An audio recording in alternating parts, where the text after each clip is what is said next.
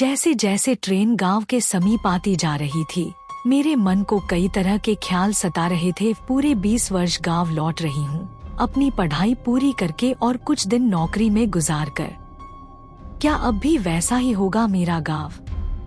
वैसी ही पगडंडियां, खेत, कुएं, बावड़ी, नदी और बसवाड़ी। बसवाड़ी का स्मरण आते ही मैं भय से सिहर उठी। अरे, वहाँ तो चुड़ैलें रहती थी। क्या अब भी वहाँ होगी? गांव से बाहर की तरफ गढ़ियाँ थी जिनमें बरसात का पानी भरा रहता था। उन गढ़ियों के आसपास बसवाड़ी उगी थी, शायद उन गढ़ियों की नमी की वजह से। गढ़ियों का पानी जहाँ शौच के बाद सफाई के काम आता था, वहीं बसवाड़ी के मोटे मोटे बांस, उनकी पतली पतली कैनियां और पत्ते मिलकर ऐसा घना झुरमुट बनाते कि वहाँ गंवई स्त्रियों की इज्जत सुरक्षित रहती, अर्थात वहाँ वे निश्चिंत होकर शौच कर सकती थी। सुबह पौ फटने से पहले और शाम को अंधेरा होने के बाद स्त्रियां झुंड में तो कभी अकेली भी बसवाड़ी हो आती थी। तब आजकल की तरह घर घर में शौचालय की व्यवस्था नहीं थी। गांव के लड़के अक्सर गर्मी की दोपहरिया में गढ़ियों तक जाते, वहां सीधड़ी और गिरई मछली पकड़ते, बांस के पत्ते को जलाकर भूनते और खा पीकर थोड़ी ही दूर पर स्थित नदी में नहा धोकर लौट आते। कभी कभी वे ढी बाबा तक जाते और बाग बगीचों से तोड़े कच्चे पक्के फल फूल चढ़ाकर लौट आते। लड़कियां अपनी दोपहरिया गोटी खेलकर, एक दूसरी की ढील हेरकर या फिर इधर उधर की बातें करते काटती। गांव में एक ही प्राइमरी पाठशाला थी जो बरगद के पुराने घने पेड़ के नीचे लगती थी। बच्चे घर से बोरा, पटरी व खड़िया लेकर वहां जाते। पटरी को रोज ही कोयला घिसकर चमकाया जाता था। उस पर लाइन खींचने के लिए दूधिया पानी तैयार होता, जिसमें मोटा डोरा डालकर उससे लाइनें खींची जाती। फिर नरकट की कलम या सूखी दूधिया से बना बनाकर सुंदर अक्षरों में लिखा जाता। पाठशाला में एक ही मास्टर थे जिनका नाम तो रमाशंकर था, पर बच्चे उन्हें यमराज कहते। तवे की तरह काले, लंबे चौड़े, लाल आँखों और बड़ी बड़ी मूंछों वाले मास्टर साहब जब अपने उजले लंबे दांत निकाल कर हो करके हंसते तो अधिकांश बच्चे जांघे में ही पेशाब कर देते। वे मारते भी बहुत थे। उनके हाथ में हमेशा हरी छड़ी रहती, जो पेड़ की ताजा टहनी से बनी होती, जिसकी मार से निशान तो नहीं पड़ता था, पर उसके लगते ही बच्चे को मिर्गी का दौरा सा पड़ जाता। अरे माई, अरे दादा, अरे बाप की पुकार मच जाती। स्कूल में जब मास्टर जी नहीं रहते या फिर कहीं जाकर गपिया रहे होते, हम बच्चे खूब हो हल्ला करते, तमाम बातें करते जो आगे बढ़कर चुड़ैलों तक पहुंच जाती। एक लड़की जो 12 साल की थी और जिसकी शादी भी हो चुकी थी, हम लोगों के साथ कक्षा 2 में पढ़ रही थी। उम्र के हिसाब से वह सयानी भी थी। एक दिन उसने बताया कि उसके दादाजी के पास रोज एक चुड़ैल औरत बनकर आती है और मल का उपटन व पेशाब का तेल लगाकर चली जाती है। एक लड़का बताता था कि उसने चुड़ैल देखी है, सामने वाले सेमर के पेड़ पर बंदर की तरह चढ़ रही थी। ऐसे अनगिनत किस्से। मैं डर के मारे कांपने लगती। घर पहुंचकर दादी की गोद में छिप जाती। थोड़ी देर के बाद पूछती, दादी क्या चुड़ैल होती है? दादी कहती, होती है न। फिर एक घटना सुनाती। एक बार मेरी मौसी मूर्ति, जिन्हें गांव के लोग मूर्तियां कहते थे, को आधी रात को ही बसवाड़ी जाने की जरूरत महसूस हुई। वे बड़ी निडर थी, अकेली ही निकल पड़ी। बसवाड़ी होकर वे नदी के किनारे से वापस आने लगी तो देखा कि एक बड़ी सी रोहू मछली वहां रेत में पड़ी है। मौसी का मन ललचा गया। वे उसे पकड़ने लगी तो मछली उछलकर आगे चली गई। मौसी भी बढ़ी, फिर आगे मछली, पीछे मौसी। आखिर में मछली पानी में चली गई।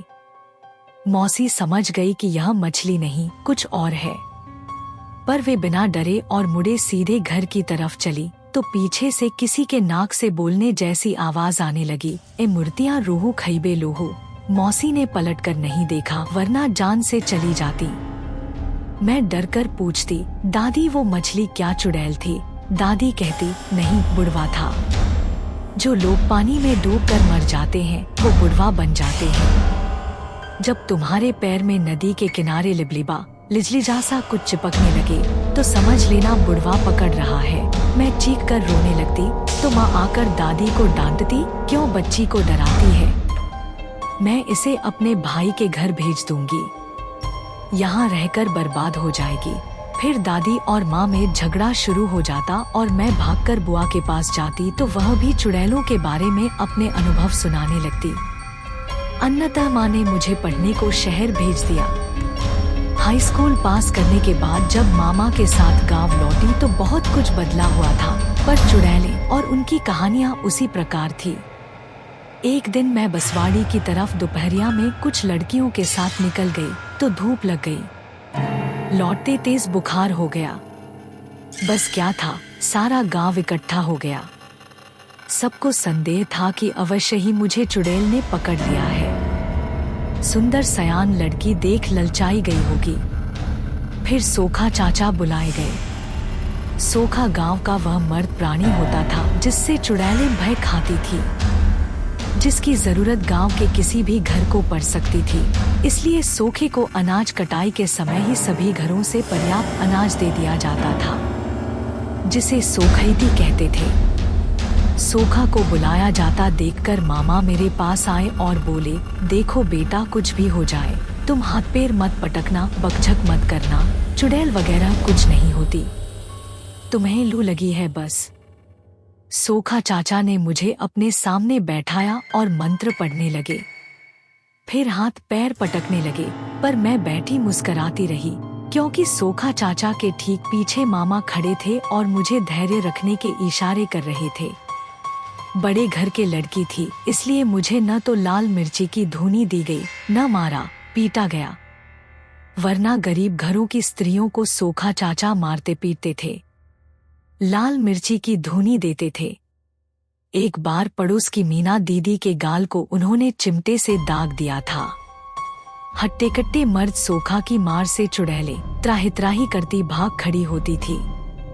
शहर लौटने पर मैंने मामा से पूछा, चुड़ैलें औरतों को ही क्यों पकड़ती हैं, मर्दों को क्यों नहीं पकड़ती?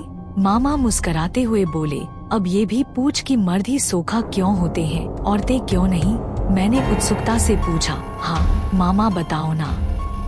मामा बोले, सबसे पहले यह जान ले कि भूत प्रेत चुड़ैल सब भ्रम है, भय भूत। अच्छा यह बता, हिंदी में भूत, अंग्रेजी में पास्ट का क्या मतलब है? बीता हुआ न, जो बीत गया, गुजर गया, यानी खत्म हो गया, वह वापस आकर कष्ट कैसे दे सकता है? पर मामा, मैंने खुद औरतों को खेलते देखा था, इस दौरान वे उछल उछल कर गिरती हैं, उन्हें बहुत चोटें भी आती हैं।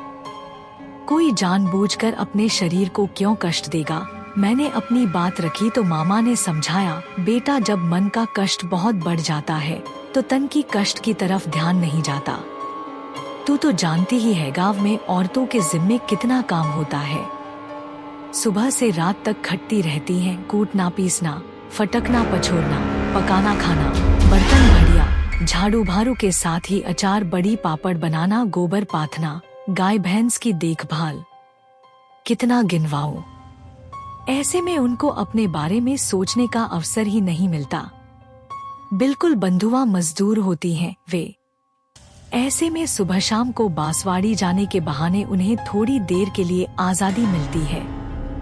मामा चुप हो गए तो मेरी उत्सुकता और बढ़ गई। क्या मामा? फिर यही कि उस समय उनकी दमित इच्छाएं कल्पनाएं खुली हवा में सांस लेती हैं। उनके काट दिए गए पंख उनके शरीर से आ लगते हैं। वे खुले आकाश में उड़ जाना चाहती हैं, पर अपने दमित जीवन की विवशता व बंधनों को सोचकर उदास हो जाती हैं। वे सोचती हैं, आखिर क्यों वे अन्याय अत्याचार सहकर भी चुप रहने को विवश हैं? वे कब तक, कितना और क्यों सहें? अपनी वस्तुस्थिति का ज्ञान उनमें बदले की भावना भर देता है। परिणाम यह होता है कि घर पहुंचते पहुंचते उन्हें चुड़ैल पकड़ चुकी होती है। फिर वे कभी हंसती हैं, कभी विलाप करती हैं और हाथ पैर सिर पटकती हैं। दरअसल वे अपने को मनुष्य समझे जाने के लिए चीत्कार करती हैं। घर में रहने पर वे परदानशीन माँ बहन बेटी बहू होती हैं। किसी से अपनी व्यथा नहीं कह सकती तो चुड़ैल के बहाने ही अपनी भड़ास निकाल लेती हैं। तो मामा, इसका मतलब औरतों की अतृप्त इच्छाएं व दमित स्वतंत्रता ही चुड़ैल होती है, पर सोखा तो उन्हें बहुत मारता पीटता है। फिर उनके घर के मर्द मना क्यों नहीं करते? मैंने अपनी चिंता व्यक्त की तो मामा ने कहा, क्योंकि जिस तरह दमित गुलाम स्त्रियों की इजाद चुड़ैलें हैं, उसी प्रकार मर्दों की इजाद सोखा है। मर्द समाज जानता कि स्त्रियों पर सवार चुड़ैलें उनके घर की इज्जत का तमाशा बना सकती हैं। घर की भीतरी कालिक को सबके सामने उनके मुंह पर मल सकती है, आजाद हो सकती हैं। इसलिए उन्हें नियंत्रण में रखने के लिए सोखा की परिकल्पना की। इस तरह स्त्रियां डाल थी तो मर्द समाज पात निकला। महिला सोखा का निर्माण उसने इसलिए नहीं किया कि हो सकता है स्त्री होने के नाते उसे चुड़ैलों से बहनापा हो जाता, या फिर महिला चुड़ैलों की इतनी दुर्दशा न कर पाती जिससे हमेशा के लिए वे भाग जाएं और औरत फिर से मादा बन जाए। सोखा का इसलिए मर्द समाज बड़ा सम्मान करता था, उसको किसी भी चीज की कमी नहीं होने देता था। ट्रेन रुकी तो मैं अतीत से निकलकर वर्तमान में आ गई।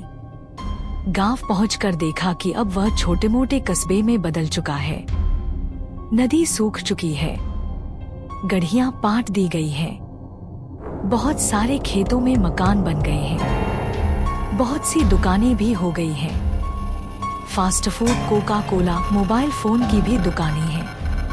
अब सबके घरों में शौचालय है।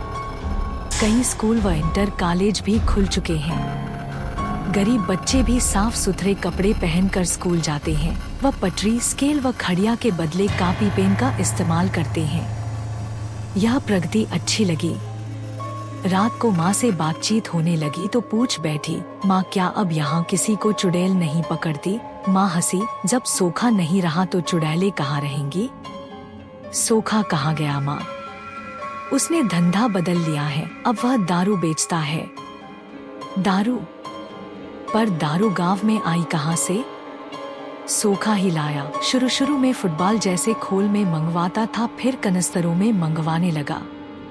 अब तो उसने कच्ची शराब की भट्टी उसी जगह खोल ली है जहाँ पहले बसवाड़ी थी, यानी जहाँ चुड़ैलें थी। हाँ, अब जहाँ सोखा वहाँ चुड़ैलें, और जहाँ चुड़ैलें वहाँ सोखा। शाम को चलना दिखाऊंगी चुड़ैलों को। शाम को धुंधलके में मैंने शराब की वह भट्टी देखी जहाँ पर ढेर सारी बोतलें थीं और बोतलों में बंद थी चुड़ैलें। कुछ चुड़ैलें पुलिस की वर्दी में सोखा से चढ़ावा मांग रही थी। जो लोग वहाँ बैठे थे उनके सामने बोतलों में बंद थी चुड़ैलें। जो बोतल खाली कर चुके थे उन पर चुड़ैलें सवार हो चुकी थी। उनमें से कुछ घर पहुंचकर अपनी औरत बच्चों को पीट रहे थे, कुछ नालियों में तो कुछ इधर उधर पलटनी खा रहे थे। सोखा अपने सामने रखे टीवी में माइकल जैक्सन का नाच देख रहा था, जिस पर चुड़ैल सवार हो चुकी थी। बाप रे, इतनी चुड़ैलें, इतने रुपयों में? मैंने हंसते हुए माँ से कहा, अच्छा हुआ माँ कि चुड़ैलों ने औरतों को छोड़कर मर्दों को पकड़ लिया है।